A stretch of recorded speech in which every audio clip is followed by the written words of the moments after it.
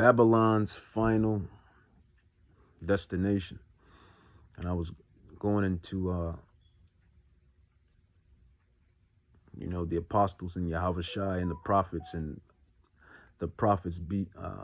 today, which would be us and the regeneration.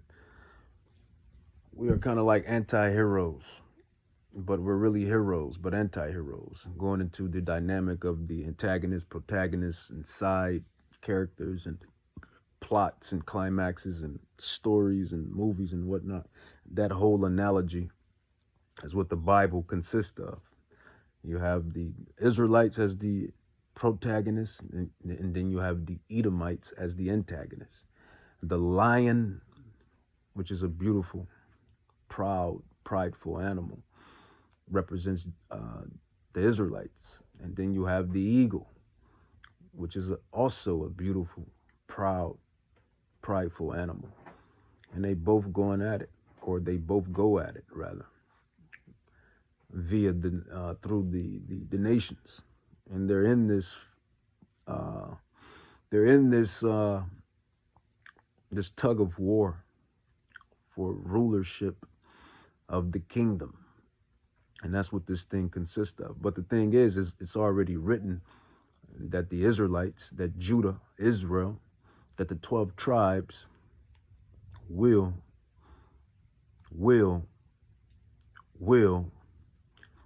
manifest destiny.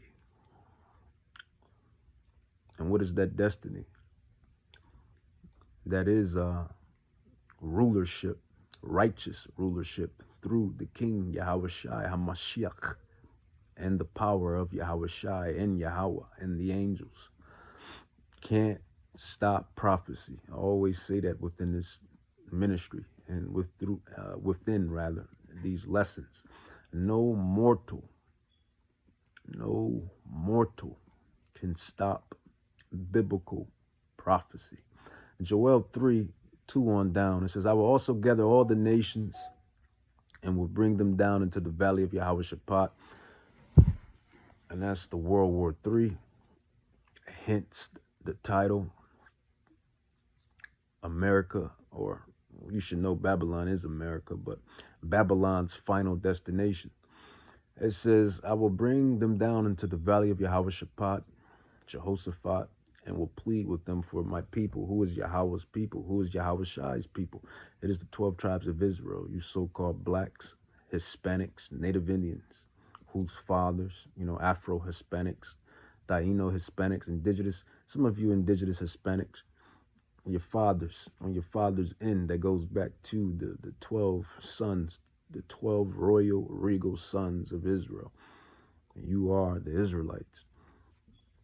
It says, I will also gather all nations and will bring them down into the valley of Yahweh Shaphat and will plead with them for my people, that is Yahweh's people, and for my heritage, Yasharallah, whom they have scattered, Israel, among the heathens, the nations, and Judah, blacks, African Americans, Haitians, Jamaicans, have scattered among the nations, the heathens, and parted my land.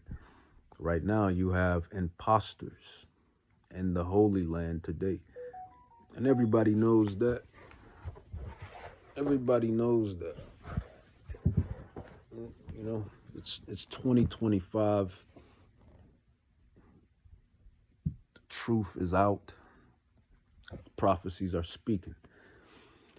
You should know by now that the real people are scattered in exile. And the false people, the imposters, are in the Holy Land via prophecy. And the real people via prophecy will have no true power. They will be kicked out of their land, and they will be envied and hated. They will be everything according to Deuteronomy 28:1-68. That's how you know who is who and who fits the bill. Those imposters in the Holy Land do not fit the bill. They don't fit the prophecies. Joel 3:3, it says, and they have cast lots for my people and have given a boy for an harlot, and sold a girl for wine that they may drink.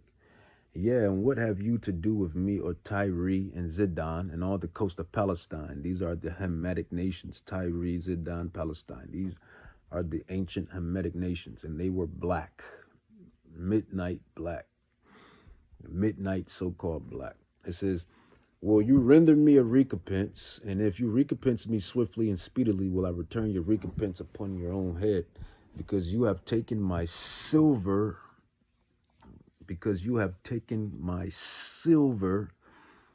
when you understand what real money is, when you dwell with wisdom and knowledge, and even before I kind of was even before I was like, given that true calling via the scrolls, the scriptures. That was about, what, 12 years ago, 13 years ago, maybe, or a little less, maybe, about 20, it was a little less than that.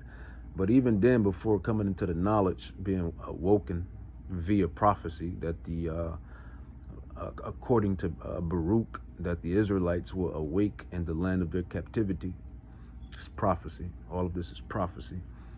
But even before I came into the awakening, the spiritual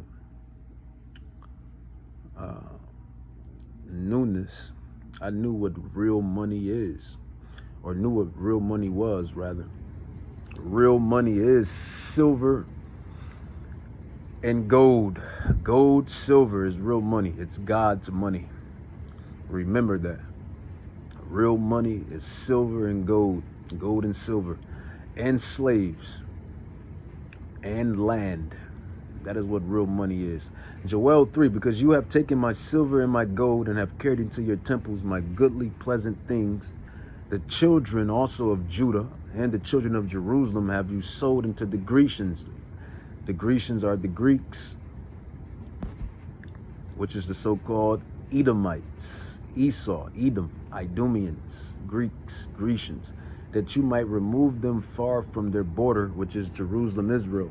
Joel 3 verse 7, it says, behold, I will raise them up out of the place whither you have sold them. This is what Yahweh is proclaiming through prophecy. Behold, I will raise them up, the 12 tribes, out of the place.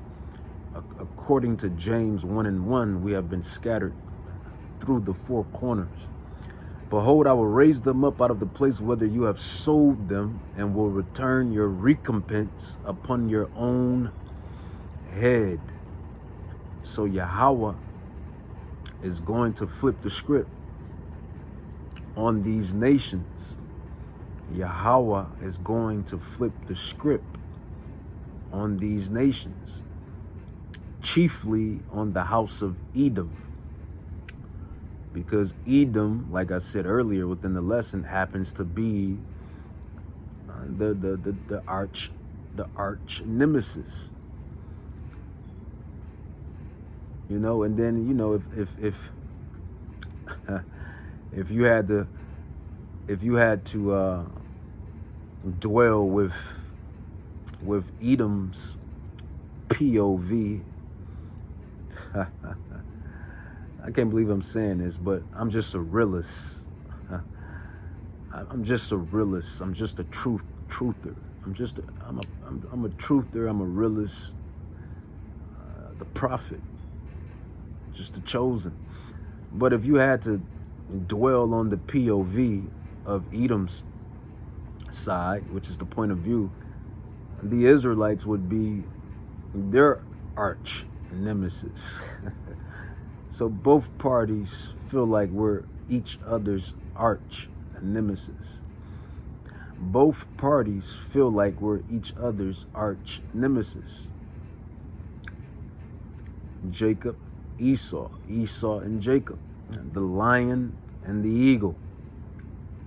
The Israelites and the Edomites have been at it since Mama Rebecca's womb. The fight has been happening since the womb, since the womb of Mama Rebecca. Jacob and Esau.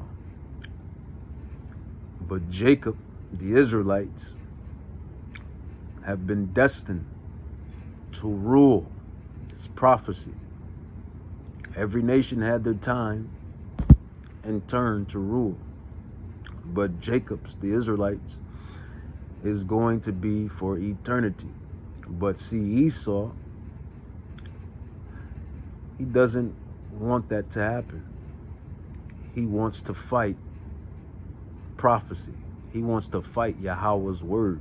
And this is why he is not only the Israelites' arch nemesis, but he's God's arch nemesis.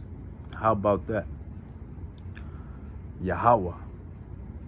He's Yahweh's arch nemesis. Now you know you're in a pot of hot water when you're Yahweh's arch nemesis.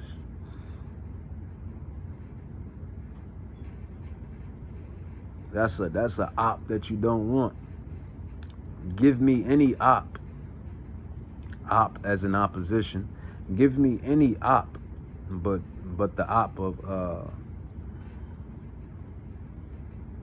give me any op besides having an op that is the creator, Yahweh. It says Joel 3 verse 8. It says, and I will sell your son. So this is what Yahweh is telling, proclaiming prophecy into the heathen nations, chiefly to Edom. And I will sell your sons and your daughters into the hand of the children of Judah, the Israelites, us, Negroes, Haitians, Jamaicans, Puerto Ricans, Dominicans, Mexicans, Cubans, Guatemalans, Venezuelans. All the Israelites have been scattered on the fathers' blood, and you make up the 12 tribes. It says, and I will sell your sons and your daughters into the hand of the children of Judah, and they shall sell them to the Sabeans, to a people far off. For Yahweh hath spoken it. It says, proclaim ye this among the Gentiles, prepare war. Wake up the mighty men. Let all the men of war draw near. Let them come up. Beat your plowshares into swords and your pruning hooks into spears. Let the weak say, I am strong. Assemble yourselves and come, all ye heathen, all of you heathen nations, you Gentile nations, and gather yourselves together round about thither. Cause thy mighty ones to come down, O Yahweh. Let the heathen, the Gentiles, be weakened and come up to the valley. There goes that term, that word, that phrase, the valley of Yehoshaphat. This is World War III. So when you look into World War III, Yahweh is causing World War III on the behalf of Israel. Ding, ding, ding, ding, ding, ding, ding, ding, ding, ding, ding. See, you people can get the secrets and can understand the prophecies now, because the prophets are back on the scene. We're back on the scene. So now the word is out. The cat is out the bag. The cat is out the bag, because the prophets, the apostles, the true teachers, the true biblical scholars out of the house of Jacob, the Israelites, are back on the scene via regeneration, via prophecy that we shall awake in the lands of our exile. It says, Joel 3:12, it says, let the heathen be weakened and come up to the valley of Yehoshaphat, for there will I sit to judge all the heathen round about. Put ye in the sickle, for the harvest is ripe. Come get ye down, for the press is full. The fats overflow, for their wickedness is great. Multitudes, multitudes in the valley of decision, for the day of the Lord is near in the valley of decision. So this is why World War III is going to commence. This is why you see the uproars and rumors of wars, and it's going to keep rolling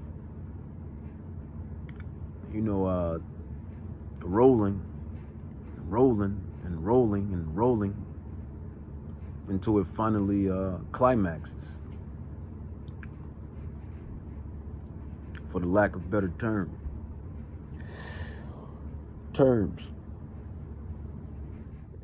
And that last war is going to be the Great War, which is WW3. WW3 is right inside the Bible. WW3 is right inside the Bible. Matter of fact, it's really throughout the Bible, through all of these chapters that I'm about to dissect and teach and break down via scholarship, via prophetship, via the Ruach HaKadosh, which is the Holy Spirit. Wisdom, she is a beautiful thing. Wisdom, she is beautiful. She is gorgeous. Wisdom.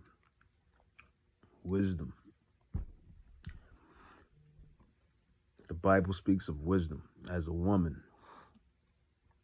And this is why most of the prophets really don't have women, because we got our woman, which is wisdom. Joel 3:19, it says, Egypt shall be a desolation, and Edom shall be a desolate wilderness, for the violence against the children of Judah. You know, Edom, there go Judah and Edom, which is Israel and Edom. You'll see that theme out of the Holy Scrolls. You'll see a couple themes, and this is how you know we're the true prophets, because the true prophet will know there's two themes throughout the Bible. Well, it's a couple themes, but a true prophet of the house of Jacob will know that these two themes throughout the scrolls is legit, and this hence will make him a legit prophet. One is that the Holy Scrolls, they speak of the elect, the election, the 144,000 men that have been signed, sealed, and delivered out of each of the 12 houses of Jacob, the sons. And then another theme is that the Israelites and the nations, the heathen nations, are antagonists and protagonists, chiefly more so leaning towards the Edomites. You know, it's like this your superhero movies. You know, you got Batman. You know, Batman got a lot of enemies. I wouldn't say a lot of enemies, but he got some enemies. But his arch nemesis is who? The Joker. You know, Superman has some enemies, but Superman's arch nemesis is who? Lex Luthor. Duh. So that's how this thing go. Edom and Israel are at each other's necks to this day. To this day. To this day. You know, as what's the name say, man? To this day. This thing is electrifying. This is really electrifying, man. It's electrifying to understand prophecies. Joel 3:19, Egypt shall be a desolation, and Egypt is speaking of Babylon. You know, America is Egypt, Assyria, Babylon. It's every diabolical, wicked kingdom wrapped in one. Egypt, which is America, shall be a desolation. Babylon, it says, and Edom shall be a desolate wilderness. It says, for the violence against the children of Judah, the Israelites, because they have shed innocent blood in their land. Yeah, you can name a whole bunch of accounts of how these Edomites got down on the on my people, on the Israelites. But see what Edom didn't bank on. Well, you know, some of them did. You know, the bankers, those that's in the know. You know, the movers and shakers. They had the prophecies before we had them. Before we woke back up, they kind of knew. You know, there's a saying.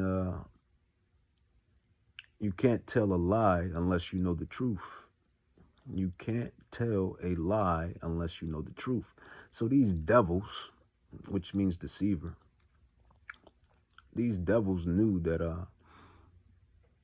they knew that we would wake up anyway via prophecy. Their scholars was reading our prophecies, which is the Bible, the scrolls, the holy scrolls, and then they knew. And then they knew that this, that this day will come forth. This is why he's coming down with the mark of the beast. And really, it's not even his mark; it's Yahweh's mark.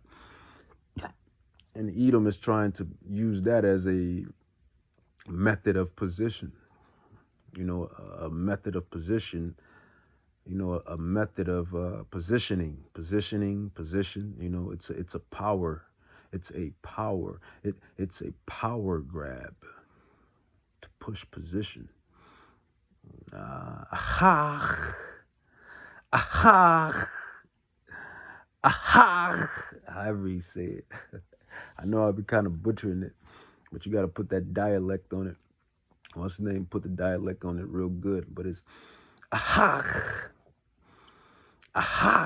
We're not stupid. We're very spiritual, anointed men, very intelligent, very blessed spiritual men.